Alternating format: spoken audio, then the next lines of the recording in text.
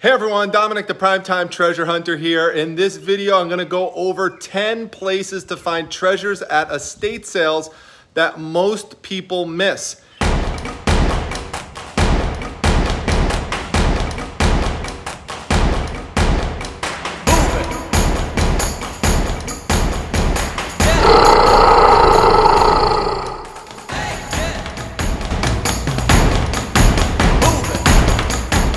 The reason that most people miss them is that a lot of people bring what I call a garage sale mentality to an estate sale. What I mean by that is that when you go to a garage sale, most of the stuff is either laid out right in front of you on the driveway or it's out on tables.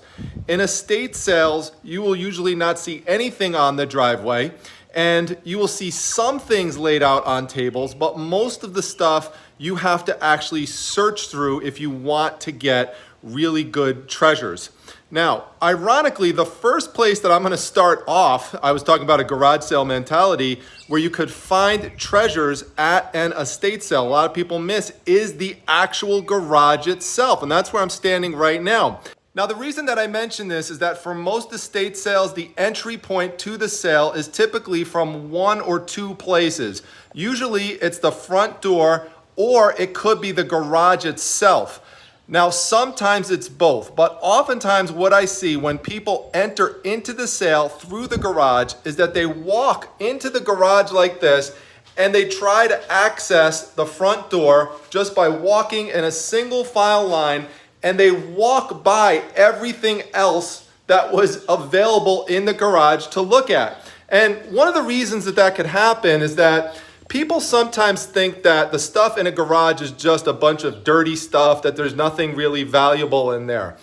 That cannot be further from the truth. One of the things that you want to look for when you're in a garage is you want to look in any kind of indoor shed areas, any cubby areas, look on any kind of shelves, whether they're out in the open or not, and you never know what kind of stuff that you're going to find in there. So, for example, one of the things I do very well with are tools. So there's all different types of tools, and sometimes you've got to get down. I always say this, make sure you're squatting down. That's just a general principle. Like this DeWalt sander would sell well. Do not worry about if it's used or not. Sometimes even if the cord is partly frayed, as long as it's a good vintage item, people will still pay up for it. You might do very well sourcing hardware. You might do very well with something like paint brushes, as you could see here. All these types of things could sell. Look above you, up here, you might find a battery tester that you could sell. You just never know. You might find vintage oil cans, not this, but something in a vintage era you might be able to do well with.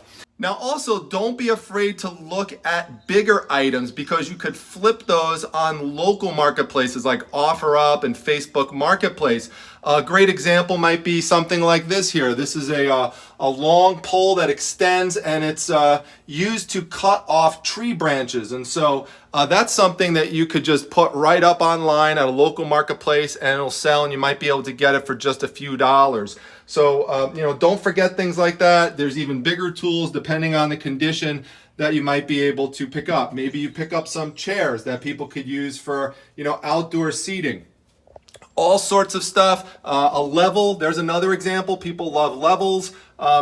Just make sure you're looking in garages. That's the key point. Don't pass by them and just walk straight into the house unless there's something really amazing that you know is in that house and you want to get to that first. But then make sure you hit up the garage on the way out, because what I see, people bypass the garage, then they'll check out through the front door, leave, and they never go to the garage at any point. That is a big mistake. Let's go on to number 2. All right, now tip number 2 has to do with the front entrance point, and a mistake that I see people make week after week. So what I typically see is that people walk through the front door like this, and then they either make a beeline for straight upstairs, one of the rooms on the main floor, or they go straight downstairs. Now, I always say if you're gonna pick a room to go to first, it should be the basement, because that's where the best treasures typically are stored. Now, there could be exceptions to that, and sometimes there is no basement. So in that case, I would say hit up the attic or some other room that's nearby where you know there are some good treasures stored, either from the pictures that you saw ahead of time or from your own experience. But what I normally see happen is that, let's say someone picks that they're going to go straight downstairs. Typically, they're going to pass by a closet. And normally what they do is, just like the garage, is they just have tunnel vision and blow right past it, and they never check it on the way out either. So closets could be a great source for lots of treasures. For example, I find lots of great hats. Sometimes it might be a sports team that you really could get some good value out of. Sometimes it could be a vintage hat. It could be pet canisters that might be something someone will want, or other types of pet supplies, like a harness here. This is stuff for Daisy. There could be other sorts of hats, gloves, scarves, and all sorts of jackets that you want to check through too. And sometimes people keep random stuff at the estate sales as well, inside closets. So you never know what you're gonna find in there, and you wanna make sure that you take a look through closets. Okay, so tip number 3 is an outdoor deck or patio backyard area. This is not something that's available all year or at all estate sales. Where I'm from here in the Northeast, it's present in about 25 to 50% of estate sales, but a lot of people miss them because they're just focused on inside of the house. So always take a look in the back. You never know what kind of things that you might find. Anything out there is typically something that you could use. Something like this, for example, you might find some decoratives inside of the pot holders. You might be able to use that. You might find some figurines like this that you could use. You may even be able to pick up stacks of pots for planting and use those as well. There's different types of furniture you could sometimes pick up for something like Facebook Marketplace. And there's all sorts of different characters like this that you might be able to find. Just make sure that you're taking a look. Sometimes there could be a shed that you could walk through as well, and you might miss that if you're not looking. So this is just an example. Also, don't forget, sometimes there's bigger items like this. I know Jessie Shops would love this because she loves flamingos, but there's these bigger pieces like this that, again, might not be something you would sell on a place like eBay or something, but this is something that would be perfect if you got it for a few bucks and flip it on a local marketplace. All right, now tip number 4 has to do with a place that a lot of people won't even bother to take a peek in, and that is the bathroom area. And that's because a lot of people just don't associate bathrooms with value. What do you associate a bathroom with, right? Going to the bathroom and taking a shower or a bath. That's usually about it. But a lot of people don't realize that there can be a lot of valuable things in bathrooms. Let me give you a little example here. Like, if you look out over at this sink area, this is not uncommon at all that you might find some collectible, like a fish decorative piece like that, or you might find like a nice collectible stone piece, maybe some nice collectible candles or some little signs and stuff. Here's another little rock egg there with some decorative dolphins. Make sure that you're looking on the wall, because there could be some good things over there. An example might be this wall hanging itself. And then also, you want to look inside of here, or, inside of any medicine cabinets, because a lot of times if you find these vintage pieces like this, hay fever and cold remedy in the original box, this could be something that someone would pay up for, depending on the brand. You also want to make sure that you check in the cupboards down below. There's not just toilet paper in there all the time. There's all sorts of things. You might find vintage soaps that could sell well. You might find a vintage toothbrush that could sell well, depending on what it is, especially if it's a collectible one. There are some even modern day toothbrushes, electric toothbrushes, that could sell for a lot of money, because people love them and they don't make them anymore. Sometimes it's the replacement pieces that people want. This might be another thing. I just pulled this from down below. You know, this old bottle of angel skin hand cream. You know, you just never know. So take a look and, you know, look at things like garbage cans. Like, you know, someone might want something like that. If it's a sports team one, there's Syracuse. There could be signs hung up on the wall. Like, you know, could you tell Doctor Who's my favorite television show? Even things like some of the towels you want to look at too. Like this towel here might look like it's not anything special, but if you turned it over and you looked at the other side, this is a TARDIS. It's the ship that the Doctor travels in right there that you could see. So you just never know. And as I said, same for the other rooms. For closets that are in bathrooms, linen closets and stuff, take a look in there. You never know what you're going to find. People store all sorts of vintage blankets and linens that you might want to take a look at, and all other sorts of collectibles. And the good thing about bathrooms is there's multiple bathrooms to look at. Look behind the doors. You might see something on the front door that you would have missed if you just didn't even bother to peek in. Like someone might want that. I used to love the Pistons back in the day. Or you might find something here hanging along the back. You just never know. All right, let's go on to tip number 5. Okay, now tip number 5 has to do with anything that is hanging or attached to a wall. Now, I know I brought up walls in the context of the bathroom, but I broke it out into a separate area because I see a lot of people miss this in all rooms of the house. Now, why is that? Typically, it's garage sale mentality again. People just focused on what's directly in front of them. Also, I think something that plays into it is that people feel bad pulling things off of walls. They think that's because it's attached that they can't take it off, but that's not true. As long as the estate sale dealer did not say you can't take things off the wall, or there's not a sign on it that says not for sale, then the stuff on the wall is fair game. You just need to find a way to get it off. Usually it's pretty easy and just involves taking off some tape. The most common thing that I get from walls are posters.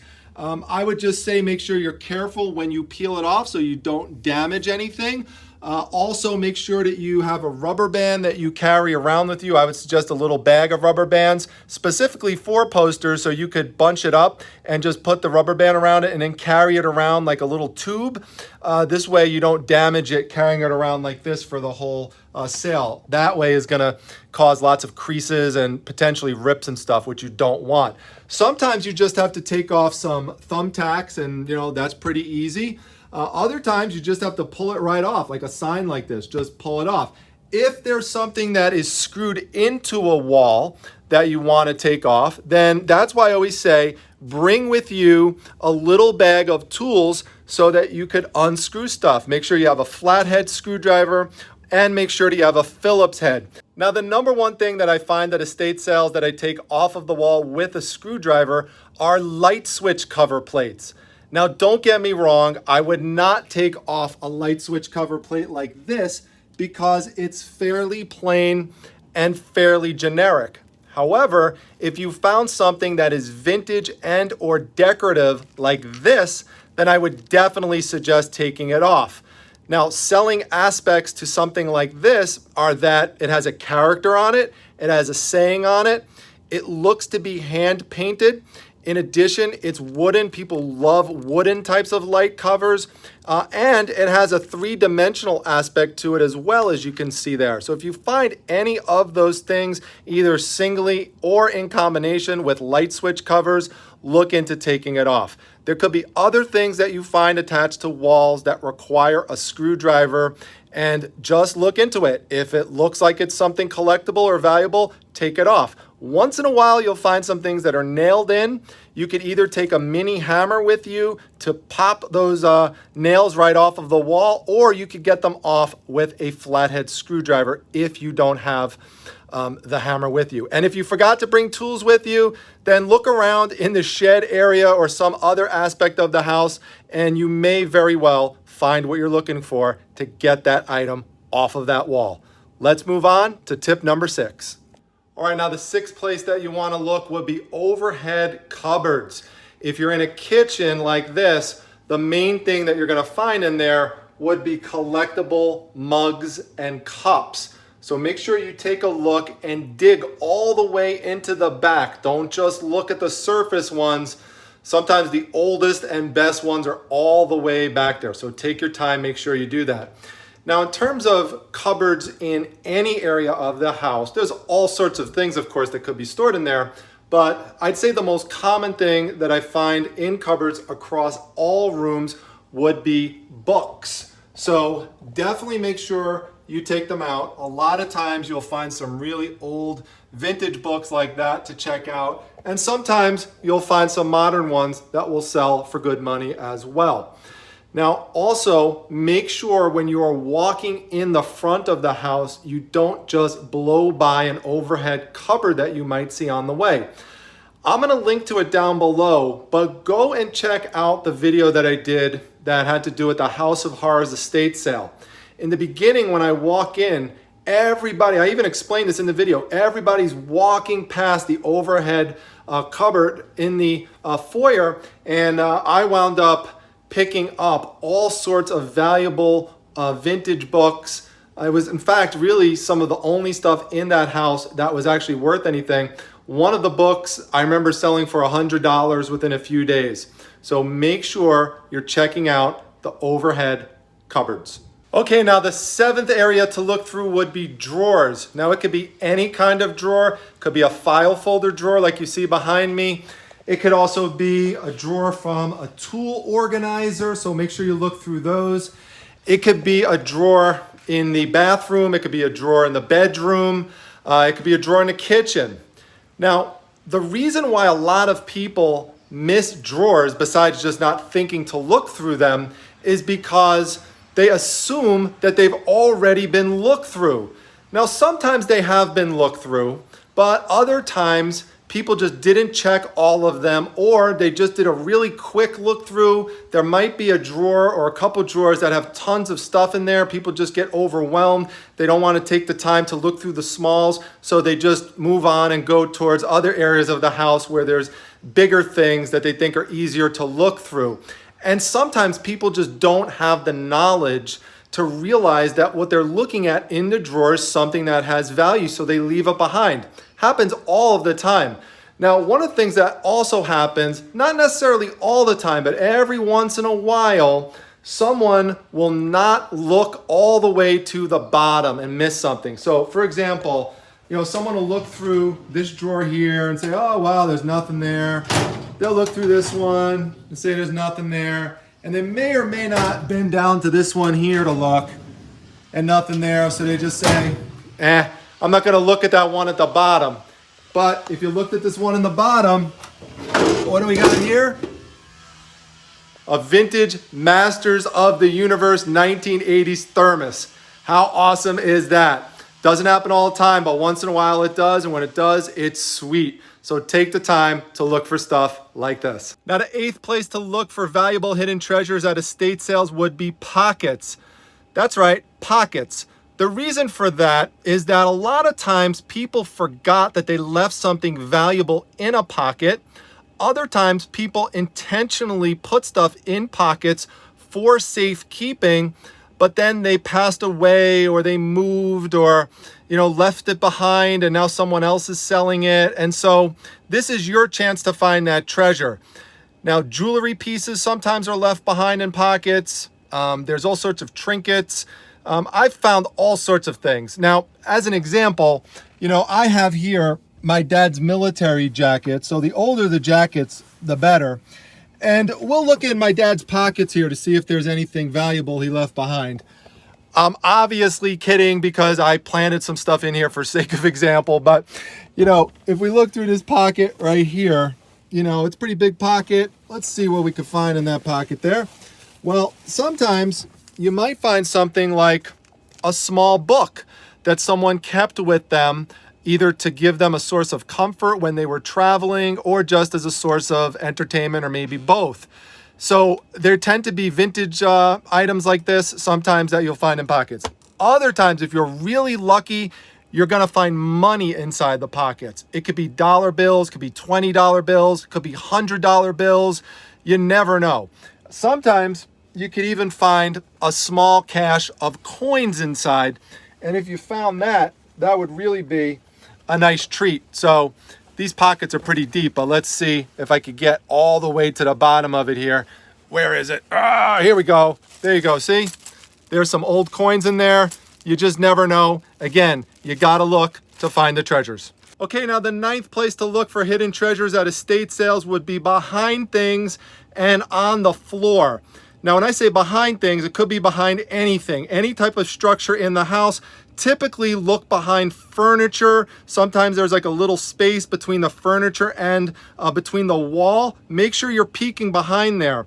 Sometimes you're just looking behind a stack of other things that are just not valuable, but there could be something valuable hidden within it. So this would be a good example of something I come across sometimes, which would be just a stack of worthless stuff. It could just be like cardboard pieces like this, and then somewhere in the back you pull out something like a vintage sign or, you know, a really cool art print or something like that. So you just never know. And make sure you look on the floors, doormats and rugs. I see these types of things all the time, so that's just one example. I actually have that in the shed, just brought it here just to illustrate the point. Car mats are another thing, and sometimes that actually applies for garage sales too. You might just find them laying on the ground and people just walk by them all the time. So make sure you're looking for that type of stuff. Okay, now number 10, and this is probably the most common place where people miss hidden treasures at estate sales, is below the surface of a box. Now, it doesn't even have to be all the way at the bottom of a box, but oftentimes it is. So like, for example, you know, a lot of times what people are gonna do is they're just gonna do what I call a surface look. There's just so many boxes, and so they just kind of look through, they go like this. Sometimes they might not even take what's off the top, or they might just take a little peek, and then that's about it, and they walk through it. So for like this one, they might say, oh, okay, you know, there's just some old rags, and there's some bags, so there's really nothing. Now here's a toy, that's not really worth that much, so this is probably not a good box. They keep going through it. Maybe they go through it a little bit more, and they say, oh, look, it's just like some old painting supplies or whatever. You know, forget this one. They keep walking. But if you were to keep digging, remember, it's treasure hunting, so you have to dig. So you dig through the box and you get to the bottom. Now, this is just something I put there as an example, but maybe you'll find something like this, a cool vintage inflatable. I mean, go through all of my treasure hunting videos and you'll see so many times when I go through these boxes and I find valuable things that are in there. And, you know, it's not even that you always have to go through to the bottom of a box. I just said go below the surface. For example, if you remember that video that I did recently where I found all those vintage comic treasures and old photos, they were sitting there all day, really in broad daylight in front of everybody. If all somebody did was take off the magazine that was on top, which would have revealed all of the vintage comic books and magazines and stuff down below, some of which is already sold. Like I sold one of those magazines for 77 bucks and there was 30 pages missing from it. That's how crazy it is. But because there was just something that looked worthless right on top of the box, everybody just missed it and just didn't bother looking. They're sitting there all day. So you've got to go below the surface. You've got to be willing to dig. And that's it. Now, there's other places to look. Those are just 10, but I hope you found those 10 helpful. Make sure that you comment down below if there's other areas where you like to look through. You know, I like to look through, for example, manila folders. There's all sorts of treasures in there. I could go on and make many more, but those are the top 10 that came to mind for me. So I hope you liked the video. Make sure you hit the like button. Make sure you subscribe. And if you want to see my treasure hunting videos, if you're new to the channel, make sure you go to my playlist section, click haul videos, and you'll see all my treasure hunts. So with that, I'm going to sign off, everyone. Make sure you come to my live show tomorrow night. It's sure to be a lot of fun with Tim Osborne from Osborne to Thrift. This guy makes up to $44,000 reselling part-time every 90 days. So you got to check it out. We're going to get into his methods and kind of go behind the scenes a little bit with him. So hope you come check it out. Hope to see you there. I'll see you back at the next one, everyone. Take care.